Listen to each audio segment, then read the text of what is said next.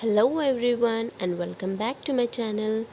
Today I'm here with new topic, that is use of is, am and are. Here as you can see there are three boxes, that is, am and are. So here we go. As you can see here under is box, when do we use is?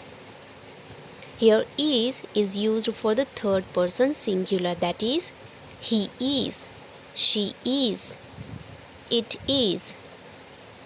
And when do we use am? Here am is used for the first person singular, that is I am. Then comes are. So when do we use are? Are is for the first person plural, that is we are. Now see here, second person singular and plural, that is you are. And when do we use they?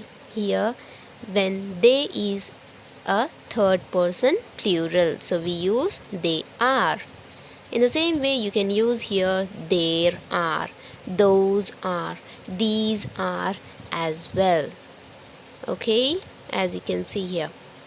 Well, so first person, second person and third person we have used for is, am and are.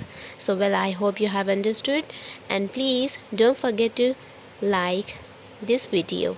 Thank you. Take care. Bye bye.